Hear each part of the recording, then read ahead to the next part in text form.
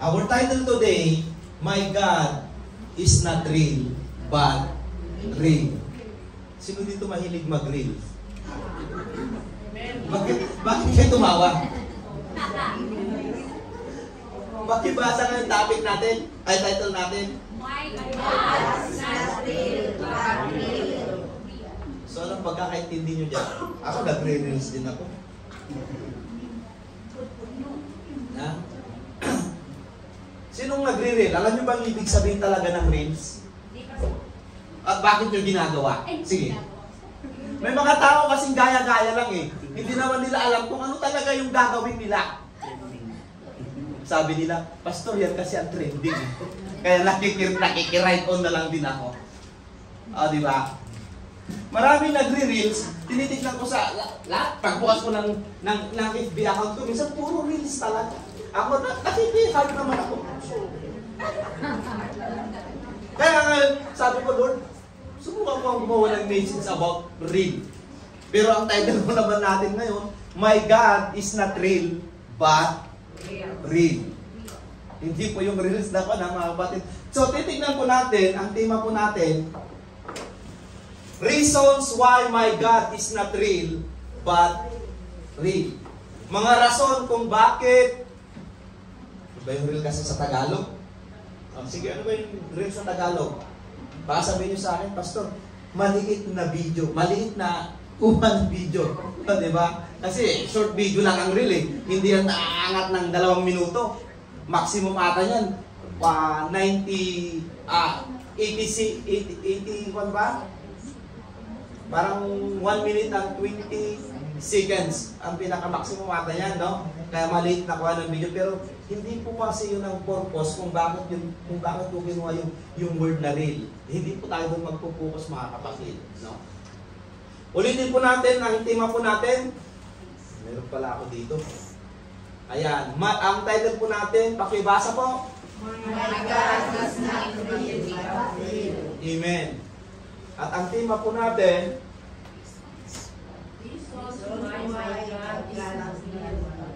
pag sinabi po kasi nating reason, sasagutin niya ng word na, pag nasa school kayo, pag ang tanong reasons, anong isasagot mo yan? Yes. Kasi rason nga eh, magrarason ka nga eh. Di ba? Kaya sasagutin niya ng word na because. Tama po yon. Kaya minsan kasi pag nasa school tayo, pag tinanong tayo ng mga rason, di ba? Kasi dito magaling magrason. Mga magaling magrason kahit wala naman sa linya. Amen. Pag-aralan po natin, real. Ito po yung definition ng real na nabasa ko mga kapatid. To behave in violent, disorderly manner. Pag sinabi po natin violent, disorderly manner, parang walang pakialam. Mali ang ginagawa. To move from side to side as if you are going to fall while walking or standing. Ano to? Wala pong firm na desisyon. Wala pong kaalam-alam. Ulitin ko po, real. To behave in violent, disorderly manner. Or to move from side to side as if you are going to fall while walking or standing. Baka naman, nakatayo to na natutulog. Amen. If be real, yan yung ginagawa natin, mga kapatid. Pag sinabi mong if be real, a short video posted in a social media website. That is if be real. A short video format complete with music and ER effects. Diba? Tingnan nyo yung mga reel nila. Minsan may mga piping effects pa. Diba? Tingnan mo, may mga paanti-antig pa. Diba? Yan po ang ibig sabihin ng reel na ginagamit sa FB natin. Or, this is a new way to create entertainment. Videos get discovered by new audiences. Yun na yung mga followers. Tama po ba? And be a part of cultural moments on Facebook. Yan po yung FB Reel. So, alam na natin yung FB Reel. Isang kunting video lamang na pinupost sa social media. But most of the time, ito ay pinupost sa Facebook or sa page account to create an entertainment para ma-discover ng mga audiences at mag-follow sa'yo at maging followers mo sila. Alam na natin? Amen. Beware. Kasi may mga reels na about immoral, sexual, lewd, but instructional, pero meron naman moral and spiritual reels. Kaya sinabi kong beware, baka mamaya naman yung napupus nyo, hindi nakakatulong sa ibang tao. Baka yung napupus nyong reel, nakakasama naman sa ibang tao. Di ba, may message ako dati about social media, kung naalala niyo mga kapatid. No? Hindi lahat sa social media ay mananampalataya. Hindi lahat sa Facebook account mo, mataas ang uri ng kanilang pag-iisip. Amen. Hindi lahat doon sa account mo, mga kapatid, sa mga friend mo sa Facebook, lahat ay nakakaintindi kung ano yung pinupost mo. And that's why, beware what you are posted in your social media account. Amen. Kasi, ang audience mo, may bata. Tama po ba? May matanda. May walang pake. Dahil kahit post ka ng post, wala man lang like, kahit nakakatulong sa kanya. Tama? Diba? Mayroon namang very supportive sa'yo. Kapag mag-post ka, oh, kahit pala yung pinost mo, nakalike pa rin. Hello?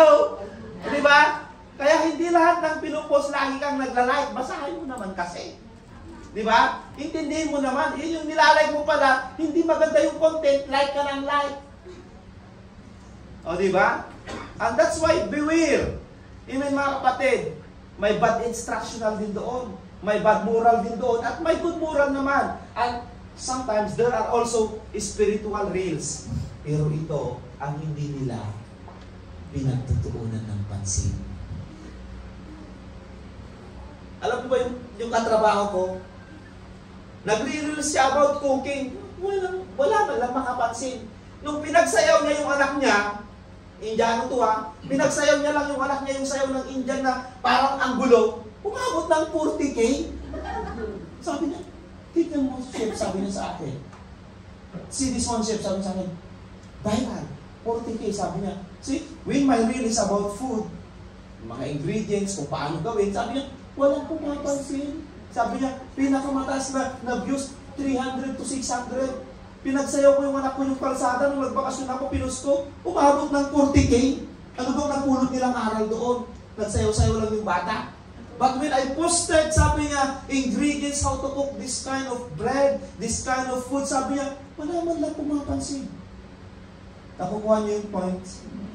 Sa social media, mga kapatid, attractiveness is not depend about your intention, yung good content mo, but sometimes those audiences.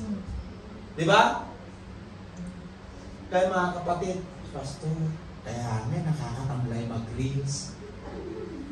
Wala man lang manood, bakit Kristiyano? Diba? Nag-reel ka about Christians, about the Word of God.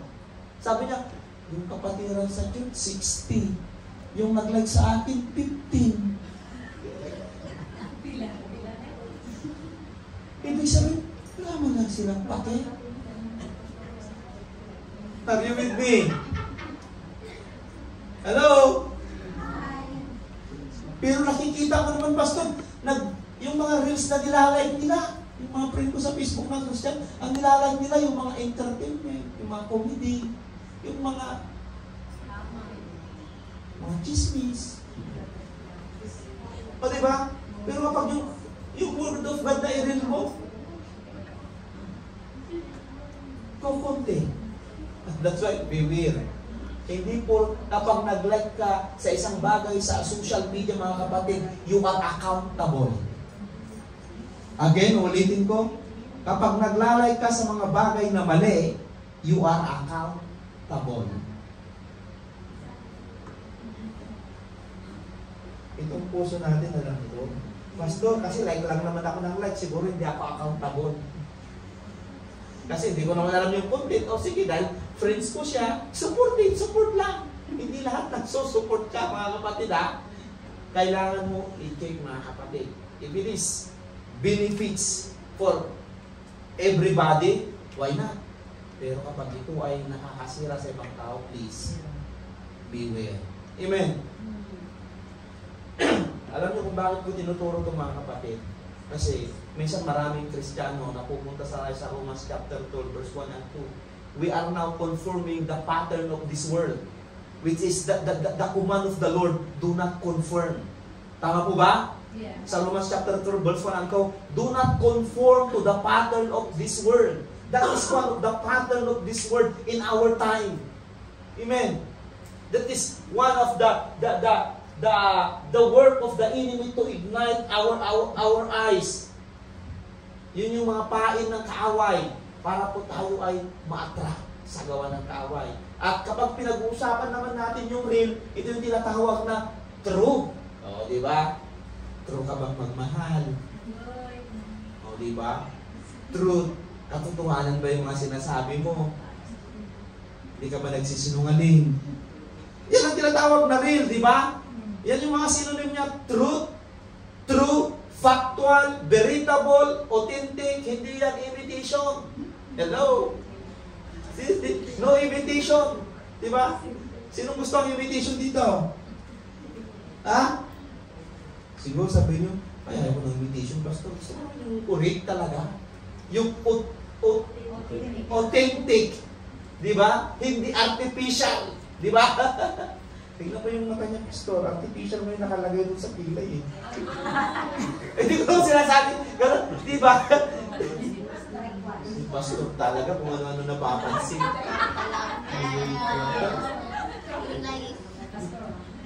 Hindi, sinasabi ko lang yung authentic saka hindi artificial. Amen.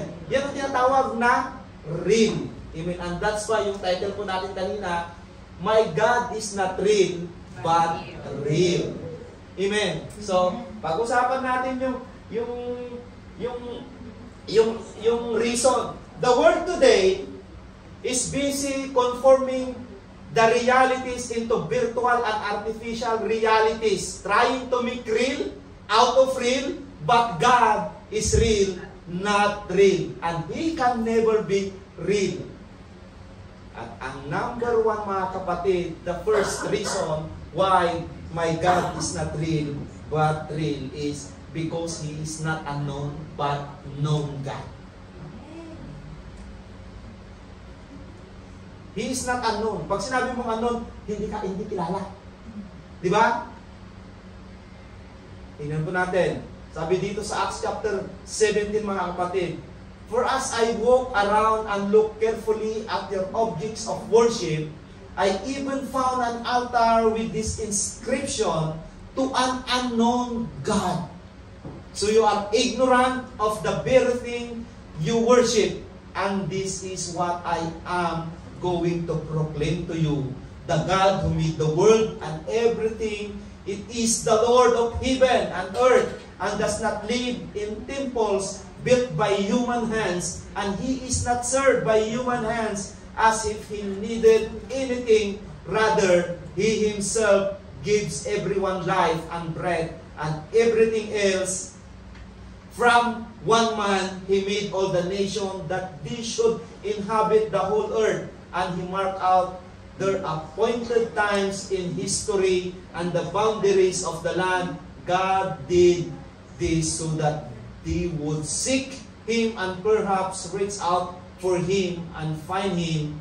True, He is not far from any one of us, for in Him we live and move and have our being, as some of your own poets have said, we are His offerings. Therefore, since we are God's offerings, we should not think that the divine being is like gold or silver or stone, an image by human design skills. In the past, God overlooked such ignorance, but how He commands all people everywhere to repent, for He has saved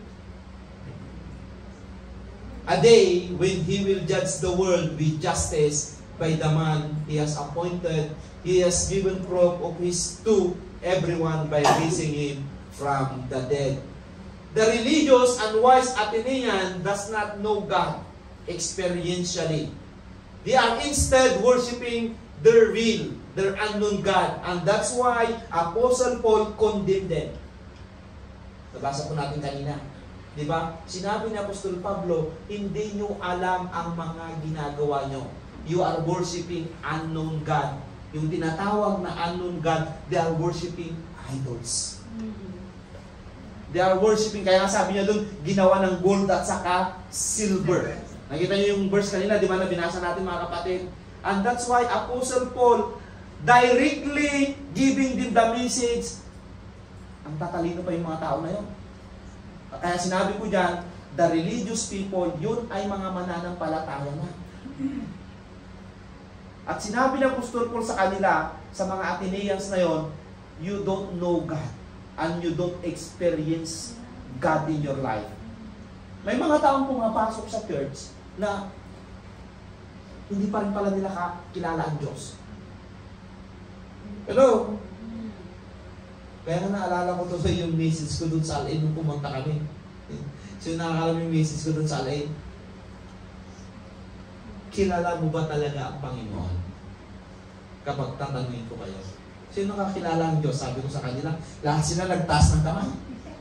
Nung nagsisirmon na ako, pinapaliwanag ko na yung mga tao nakakilala sa Diyos. Wala nang magtaas ng kamay.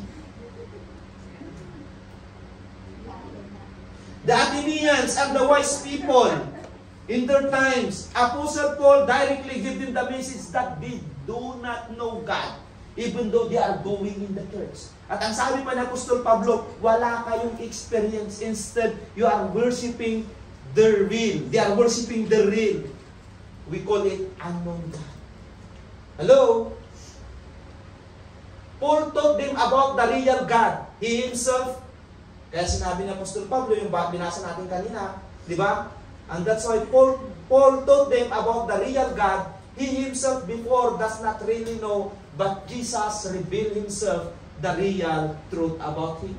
Kasi si Apostol Pablo, hindi niya rin kilala ang Diyos nung siya po hindi pa mananampalataya. Di ba? Si Apostol Pablo, one of the great persecutor of a Christian. Nung ang pangalan niya ay Saul. Di ba? Yes. Alam niyo po ba na si Pablo, si Apostol Pablo, humingi ng rights, sulat sa government. Sabi niya, lahat ng mga Kristiyano huhulihin ko at susunugin natin. Yan ang trabaho ni Apostol Pablo. Abogado siya eh. So, binigyan naman siya ng lisensya. Ang daming pinapatay ni Apostol Pablo, mga kapatid, nung hindi pa siya apostol. No? Ang dami niyang pinapatay. Pero, nung na-encounter niya si Jesus sa daan, naubos niya na sa lugar nila eh. Yung mga Kristiyano lahat, nagtago na, nagwatak-watak na sila. Sabi niya, bigyan mo ako ng right para pumunta ako sa Damascus. Di ba? Yeah. Sabi niya, medyo malayo-layo dun sa Roma. Pumunta siya ng Damascus. Habang nagtatravel siya, nasa lubong niya ang Panginoon. When he encountered the Lord in his life, nagbago lahat. Kaya pala ang taong makakakilala sa Diyos. Kaya pala ang taong totoong tatanggap sa Diyos, makakalimutan mo ang sarili mo.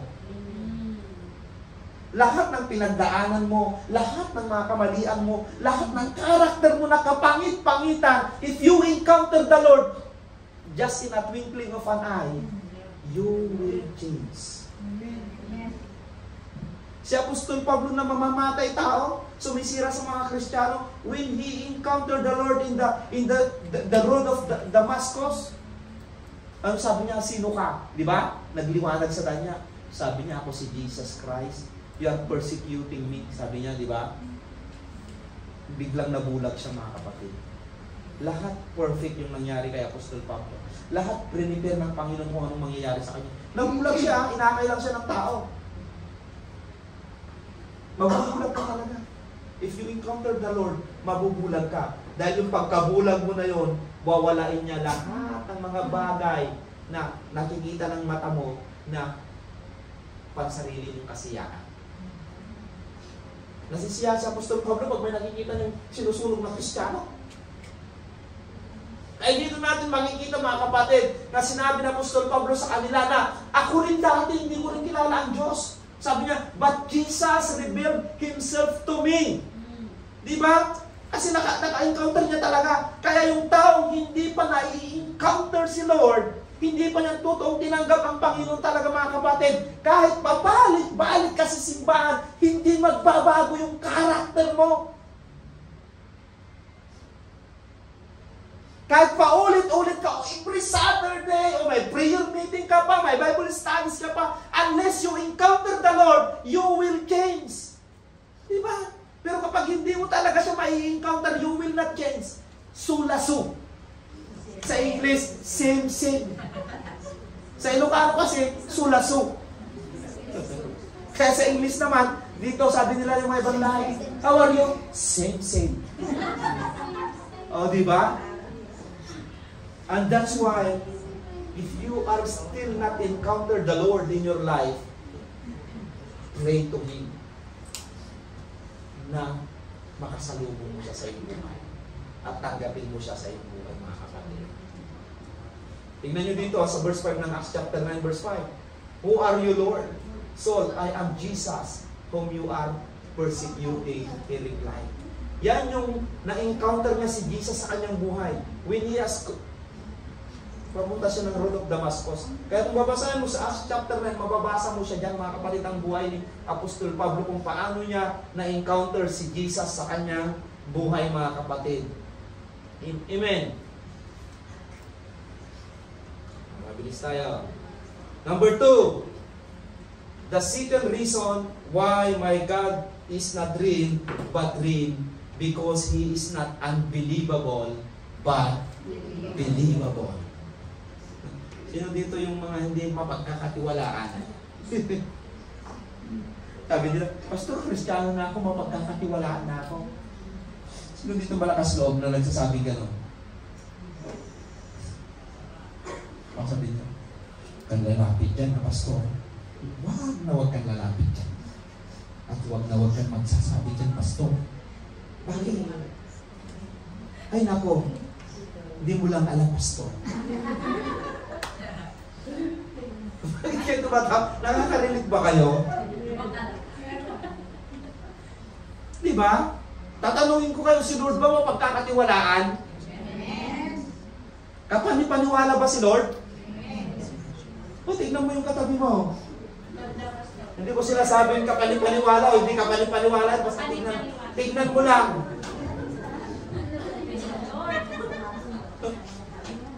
Oh. Ano nakita mo? Tama, maganda sa kagwapo. Yan po natin. Luke chapter 24 verses 36 to 41. Sabi po dito mga kapatid, while they were still talking about this Jesus, Himself stood among them and said to them, peace be with you. They were startled and frightened, thinking they saw a ghost. Ulitin ko po. They were startled and frightened, thinking they saw a ghost. He said to them, why are you troubled, and why do you doubt? Rise in your minds. Look at my hands and my feet. It is myself. Touch me and see. Ito yung time, mga kapatid, na si Jesus Christ ay, ano ba? Bumamon daw. Bumamon sa pagkamatay. Ito yung na nag-resurrect siya, di ba? Ito na yung bumamon siya. Nagpakita siya sa kanyang mga alagad. Amen. Kaya sabi niya dito, while they were still talking about this, Jesus Himself stood among them and said to them, peace be with you. Yung inilibing nila na si Jesus Christ, nung nandun sila, nagagather sila, biglang nagpakita sa kanila si Jesus Christ. Amen. Kaya ang sabi niya, they were startled and frightened. Natakot sila. So, Pastor, totoo ba lang may multo? Ah? Sabi niya, di ba? They were startled and frightened, thinking they saw a ghost.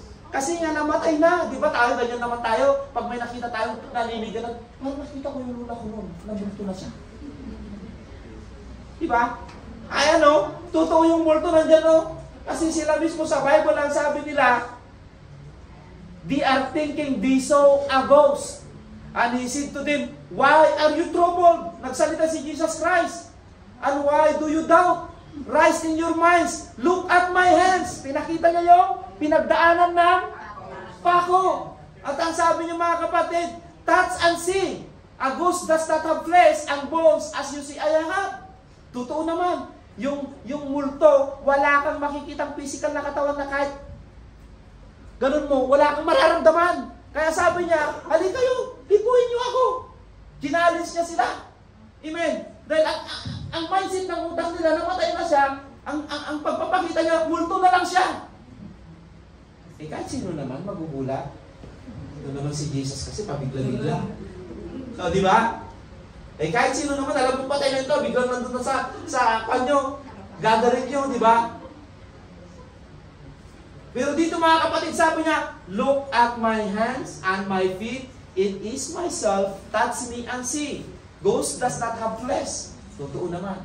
Kaya sabi ng matatanda, kapag nakakita ka ng multo, tignan mo daw yung paa niya kung nakaapak sa lupa. Sabi ko, galing din naman matatanda, no? Totoo nga naman. Kasi yung totoong tao talaga, nakaapak yan sa lupa, hindi nakalutang. Pag yung multo daw, sabi ng matatanda, dahil marami na daw nakikita ng multo, titignan mo daw, yung paa daw, hindi daw nakaapak sa lupa. Nakalutang daw dahil espiritu. Ang galing din nila. Which is true. Kung i-imagine mo, di ba? Kaya sabi niya, ni Jesus Christ sa kanila, a ghost, si Jesus mismo nagsabi na may multo, hindi ako, Sabi niya, di ba? A ghost does not have flesh and bone as you see, and have. When he had said this, he showed them his hand and feet, and when they are still, they did not believe. Hindi pa rin sila maniwala. Hindi ko naman itong mga apostol na to, ang tagal na nilang nakasama, gumawa ng miracle, binuhay na yung patay, nagpagaling ng mga may sakit, nagpalayas ng mga demonyo, pero nung nagpakita siya when he was being buried and yung nabuhay ulit, hindi sila naniwala. Nakukuha niyo yung point na parang tayo. Minsan, blinis tayo ni Lord gumanda yung buhay natin. Di ba? Nagkaroon tayo ng magandang trabaho. Nung nawala tayo ng trabaho, iyak na tayo ng iyak. We forget na si Lord pala, kaya-kaya na tayong hanapan ng trabaho. Tama? Amen. Minsan ganyan tayo nakatikim na tayo ng pagpapala kay Lord, pero nung naghirap lang tayo ng konti, nagre-reklamo na tayo kay Lord. Nakalimutan na natin na si Lord, kaya niya palang gumamit ng sino mang tao para ikaw ay mabigyan ng trabaho. Di ba? Kaya nga ito mga kapatid, ito kanyang mga alagad na kinasama niya o nakasama niya ng ilang taon para gumawa ng miracle, para gumawa ng napakagandaming kahinahinala na nagawa ng walang imposible. Pero nung nagpakita siya sa kanila, hindi sila naniwala.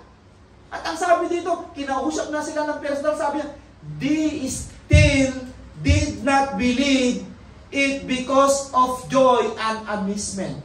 He asked them, do you have anything here to eat? Ang multo, hindi yan maghanap ng pagkain. Tama? Sinong nakakita ng multo at naghanap ng pagkain? Hindi yan multo. Kung naghanap ng pagkain.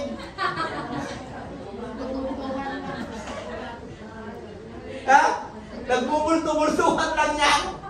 Nagpapanggap. O, di ba? Kaya sabi niya, para mapatunayan niya, do you have anything here to eat?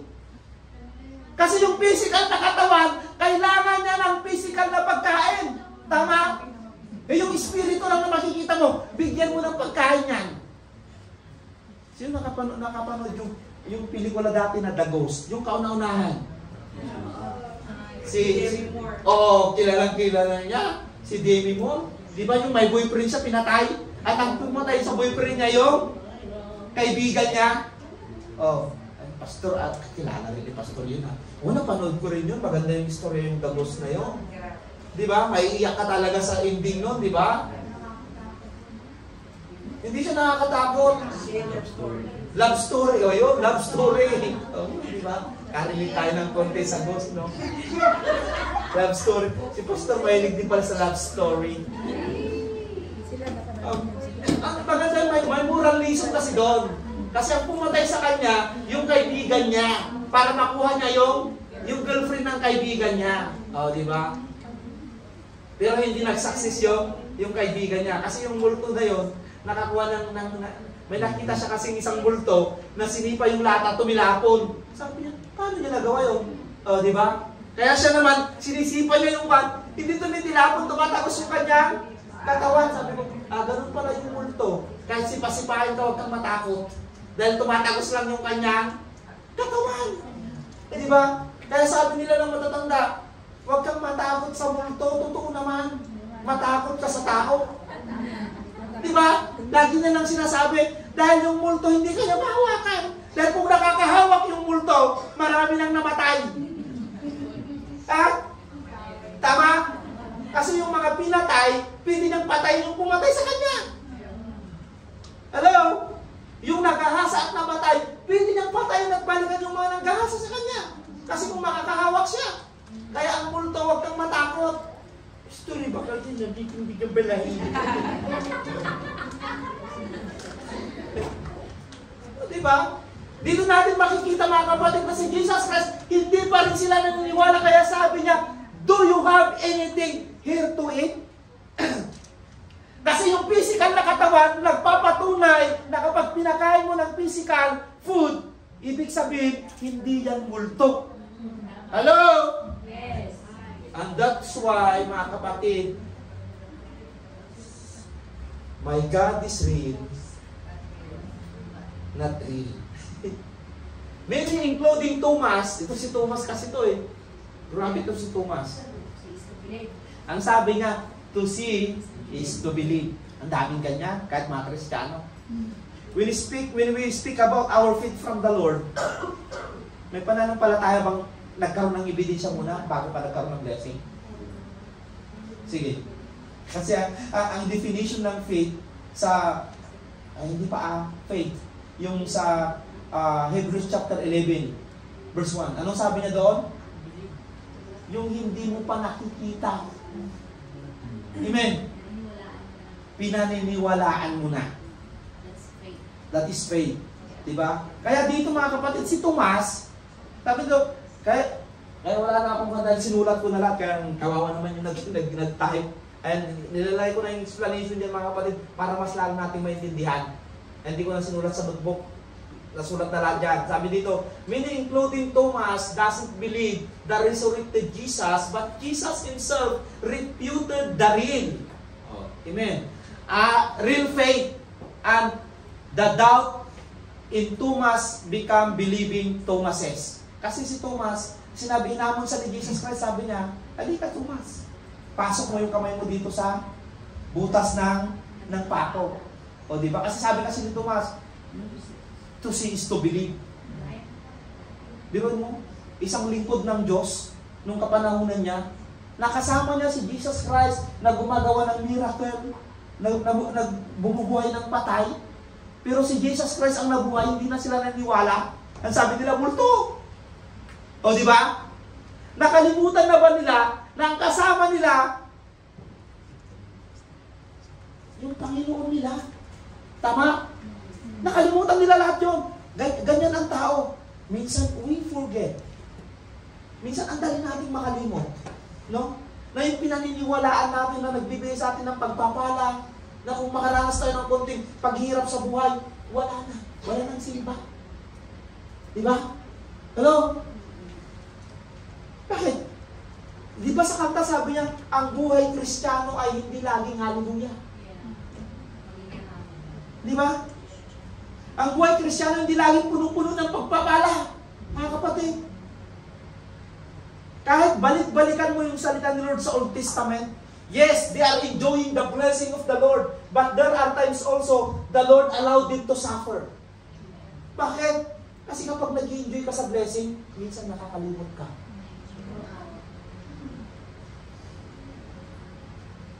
Nalala yung misis ko nakarang Sabado, ang pinakamahirap na pumunta sa kaharian ng Panginoon, mayayaman, di ba? Sabi nga doon.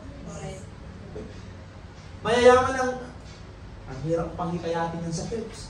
Kasi ang time nila, puro yung pag-isip nila yung business, yung pera. Baka mahuli ako sa meeting ko. Baka yung may kausap akong tao, baka hindi kami makapag-team. Kaya tama yung sinabi sa Bible, yung napag-aralan natin last Saturday, sabi niya, yung rich people daw ang pinakamahirap na ipasok sa kaharian ng Panginoon. Amen. Kaya pala sabihin niyo sa akin, kaya pala pastor, lahat ng mga lingkod ni Jesus ng kapanahon niya, yung 12 apostles, karamihan mga mahihirap. Which is true. Isa lang doon ang doktor. Si Lucas. O di ba? Karamihan ano? Fishermen. Akala nyo ba yung fishermen, mga kapatid, mayaman na tao mga yan? Ha? Ang hirap ba yung fishermen? No. Kasi ako nasusubukan mo fishermen. Ang hirap. Akala nyo madali lang yung fishermen na trabaho? Alam nyo kung bakit pinili ni Jesus Christ yung mga fishermen? Sino na nasubukan mag-fishing? Ang fisherman, mga kapatid, kailangan may patient ka. Hindi ka mainipin. Dahil kapag wala kang nakukuha, uwi na ako. O diba? Yung mga fishermen, kahit magdabag sa dagat, nandun pa rin sila, mga kapatid. Kasi gusto nilang may mahuli sila para may ipamuhay sila sa sarili nilang pamilya. Tama? Ang hirap ng fishermen. Akala natin madali lang. Tignan nyo nung pumunta kami, nga. Di ba? Kung wala ka pang sariling bangka, nangungupahan ka pa. Ayan, si Ate Che, alam niya, dahil sila, sa dagat sila. Ang fisherman, hindi basta trabaho yan. Hindi basta pumunta ka sa dagat, makakahuli yan. Anong kailangan mo? Baon mo. Alam nga naman, maggutom ka doon, di manghina ka. Pamain mo. Bibilin mo yan. Oh, alam nila Ate Che. Di ba? Kung wala kang bangka, magre-rent ka pa ng bangka. Tama? Kung ilang linggo ka sa lahot, wala kang nahuli, yung binaon mo, yung pinambayad mo sa bangka, anong mangyari ngayon sa'yo? Pag umuwi kang walang huli.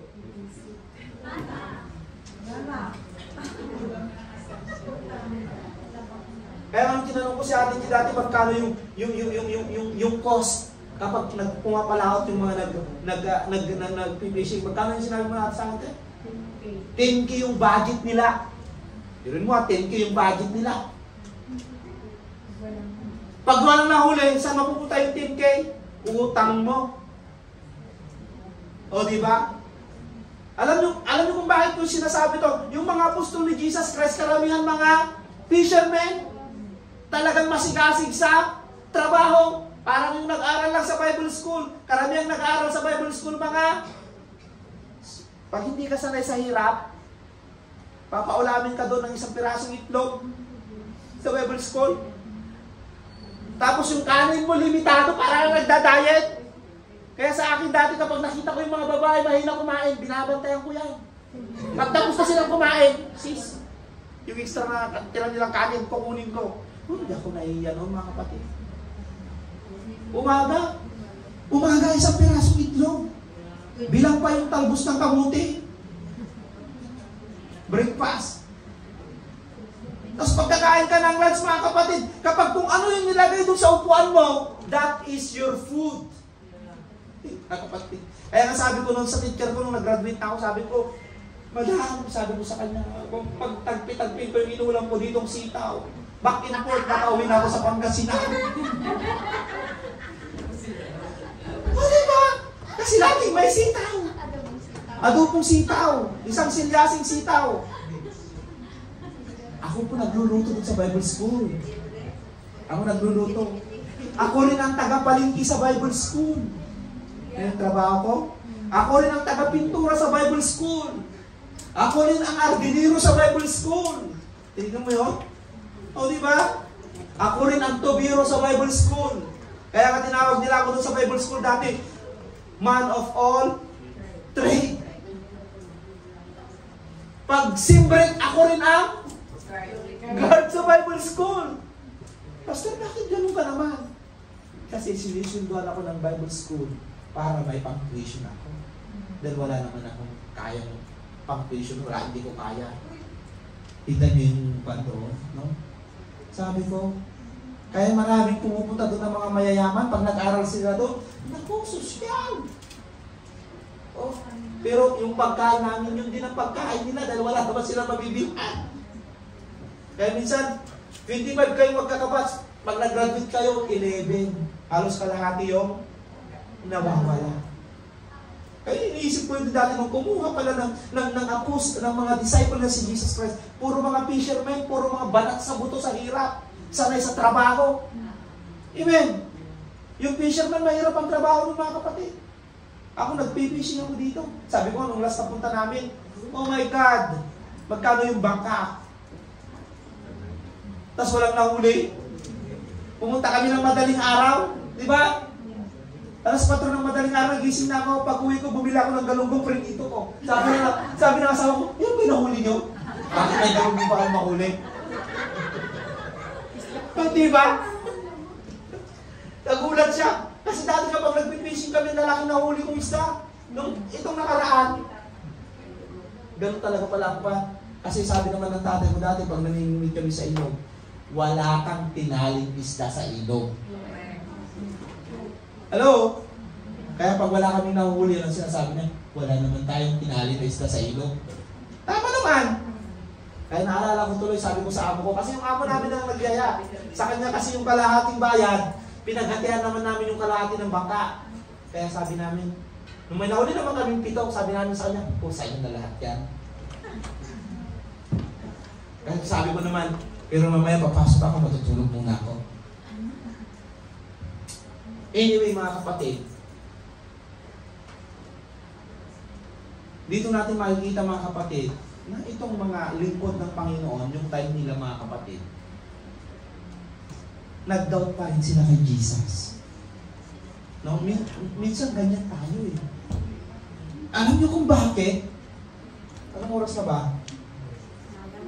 Ha? Alam niyo kung bakit?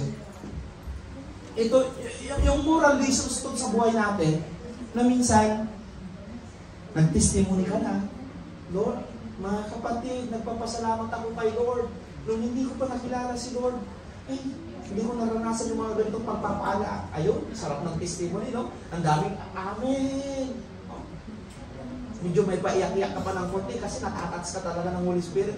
Pero nung dumating yung isang konting bagyo sa buhay, nasaan na si sister? Pastor, may malaking problema.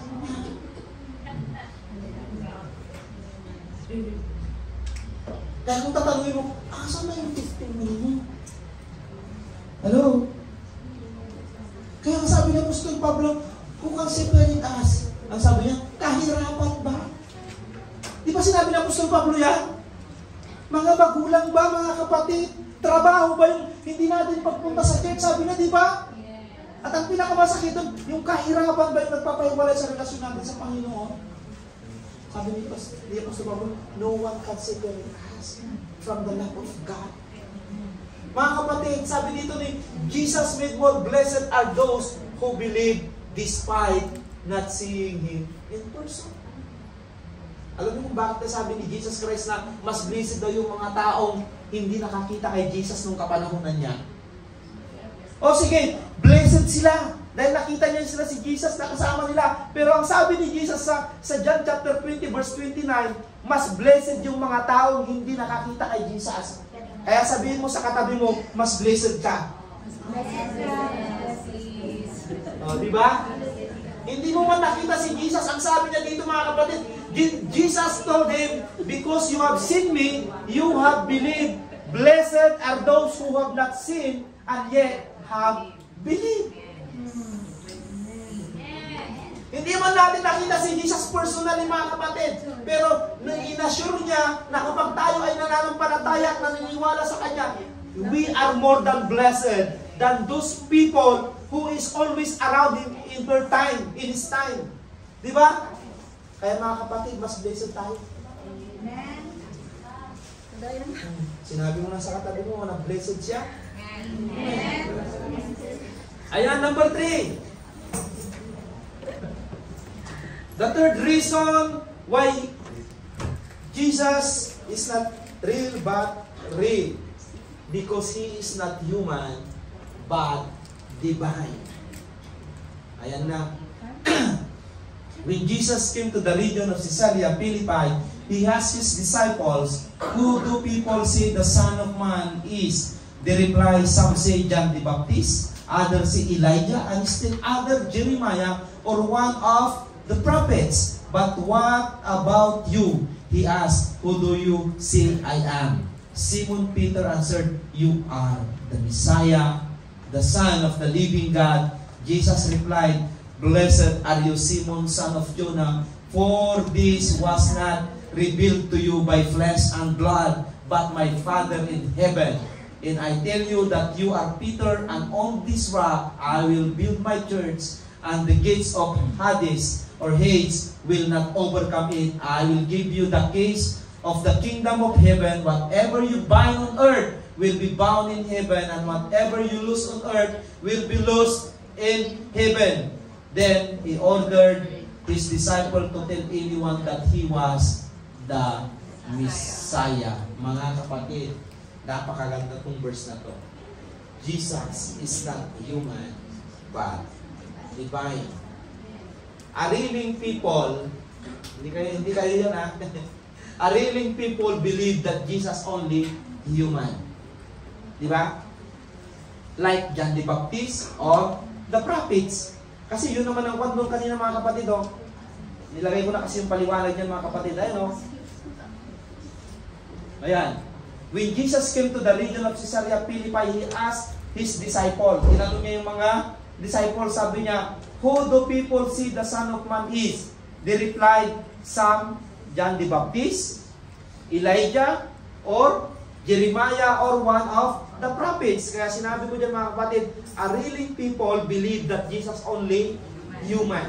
Kasi kinumpir nila si Jesus Christ na parang si John the Baptist. Kinumpir nila na para siyang si Elijah. Prophets yun, di ba mga kapatid? Kinumpir si Elijah kay Jeremiah rin. And that's why ariling people believe that Jesus is only human, like John the Baptist and the prophets. Kaya nung tinanong niya yung mga disciple, hindi nila na-gets, mga kapatid. But Peter, nakita niyo yung verse kanina, di ba? Confess the true and real Jesus as the Messiah and the living Son of God, as revealed to Him by God the Father. Ayun no? Hindi tayo nagkamali dyan mga kapatid. Ayun. Sabi niya, tinanong din ni Jesus si Peter. Sabi niya, sabi niya, "But what about you?" Sabi niya kay Peter. He asked, "Who do you see I am?" Ano ang pagkakakilala mo sa akin? O, di ba? Yung una, yung mga disciple. Ang disciple naman kasi, pag sinabing disciple, mga 12 disciple na, hindi. Yung mga sumusunod sa Kanya. Mga nananampalataya o naniniwala sa Kanya. Then, sabi nila, ikaw si John the Baptist. Parang si Elijah lang. O parang si Jeremiah lang. Or one of the prophets, sabi sa Kanya. Pero nung tinanong niya si Peter, sabi niya, but what about you, Peter? He asked, "Who do you see I am?" Simon Peter answered, "You are the Messiah." Sabi niya, di ba? "You are the Messiah, the Son of the living God." Jesus replied, "Blessed are you, Simon, son of Jonah, for this was not revealed to you by flesh." Ulitin ko sabi niya, "This was not revealed to you by flesh and blood, but my Father in heaven." Kaya sinabi ko sa explanation mga kapatid, Peter confessed the true and real Jesus as the Messiah and the living Son of God as revealed to him by God the Father. Amen. And that's why mga kapatid, because He is not human but divine. That is the third reason why my God is not real but real. Because He is not human but divine. Amen. Hindi po siya tao. Diyos po siya mga kapatid. Walang taong bumubuhay ng patay na. Di ba? Patay na. Bakit ko sinabi yan? Dahil nung binuhay niya si Lazaro mga kapatid, hinintay niya munang mag-decay yung kanyang katawan. Di ba? Bakit niya? Di ba sinabi ng mga kapatid ni Lazaro, Ay naku Jesus, kung dumating ka lang sana naagapan yung aking kapatid. Di ba? Yun ang reklamo, ikaw kasi nalit ka. Bakit inabot ni Jesus Christ na 3 araw bago siya dumating? Kasi gustong ipakita ni Jesus Christ na kasi kapag isang araw, may posibilidad pa daw ng mabubuhayan, baka nakuma lang. Pero kapag 3 araw na lang na hindi uminga, sabi ng mga medical, yung kanyang katawan daw nag-i-start ng mag-decay. Ibig sabihin, patay na talaga. Kasi baka pag pumunta si Jesus Christ doon na kapapatay lang at binuhay niya, baka sabihin ng mga tao na, ay, paano pwede pang mabuhay yun? Kasi ipan pa naman eh. Hindi pa naman nakuha yun. Kaya ginawa niyang 3 araw at binuhay niya si Lazaro. Amen. And that's why Jesus is divine, not human, mga kapatid. Number 4, and the last reason why my God is not real, but real is because He is not dead, but alive. Amen. Jesus is alive. Yun yung sinabi kanina ni Nanay Lorena, no? My God is real. Sabi niya kanina bago nag-praise and worship, and my God is alive. That is the last reason why our God is not real, but real. He is not dead, but alive. Tignan po natin mga kapatid, the angel said to the woman, do not be afraid, for I know that you are looking for Jesus who was crucified. He is not here. He has risen, just as He said, come and see the place where He lay. Then go quickly and tell His disciple, He has risen from the dead. Amen. And is going ahead of you into Galilee. There you will see Him. Now I have told you. So the woman hurried away from the tomb, afraid, yet filled with joy, and ran to tell His disciples. Suddenly Jesus met them, greeting. He said, they came to Him, clasped His feet, and worshiped Him. Don't be alarmed, He said. You are looking for Jesus the Nazareth who was crucified. He has risen. He is not here. As well. But go tell His disciple and Peter, He is going with you to Galilee. There you will see Him just as He told you. Trembling and bewildered, went out and fled. When Jesus rose early on the first day of the week, He appeared first to Mary Magdalene, out of whom He had driven 7 demons. She went and told those who was been with Him and who were mourning and weeping. When they heard that Jesus was alive and that she had seen Him, they did not believe it. Ang tao talaga, pag hindi walang ebidensya, hindi naniniwala. Amen. To see is to believe. Afterward, Jesus appeared in a different form to 2 of them while they were walking in the country. This returned and reported it to the rest, but they did not believe them either. Wala pa rin naniniwala. Multo pa rin ang nasa isip ng tao nung nagpapakita siya. In verse 14, later Jesus appeared to the 11, yung kanyang kasama-kasama na. As they were eating, He rebuked them for their lack of faith and their stubborn refusal to believe those who had seen Him after He had risen. Many real believer addresses and advances the idea that He was dead. Namatay naman talaga siya, mga kapatid. 100% si Jesus Christ namatay.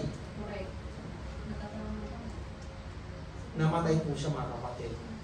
But true believers live and taught the undying truth that God is not real, but alive, and alive, and alive, and alive, and alive forever. Amen. Praise God. Amen. Biruin mo. Kaya pala tayo pinagpapala dahil ang Diyos natin ay buhay, nabuhay, nabuhay. Biruin mo yung Diyos natin. Alam niya kung ano yung nararamdaman mo. Bakit siya nagkatawang tao? Kasi gusto niyang ma-experience kung ano yung pakiramdam natin bilang mga tao. Kaya nga siya yung mediator between God and man. Kaya nga pag nagpre-pray ka, sabi mo, Lord, I ask all these things in Jesus' name. I pray. Siya po yung nasa gitna para kapag nanalangin ka, sinasabi niya, o tinicheer up niya yung tatay niya na, sige na, ibigay mo na kung anong pinapanalangin ko dahil kailangan niya. Masakit yung nararamdaman. Alam ni Jesus yung nararamdaman natin. Whatever be your trials, whatever be the circumstances that comes in your life, ano man yung mga pagsubok mo, ano man yung kinaharap mo sa buhay, nararamdaman yan ng Panginoong Jesucristo. He knows what you feel. Nararamdaman niya kung ano yung nararamdaman mo. Pero ang gusto lang ng Panginoon, mga kapatid, believe that He is not dead. He was alive. Believe that He is not human, but He is divine. He is believable, not unbelievable. He is not unknown, but He is a known God. And He is alive. Amen.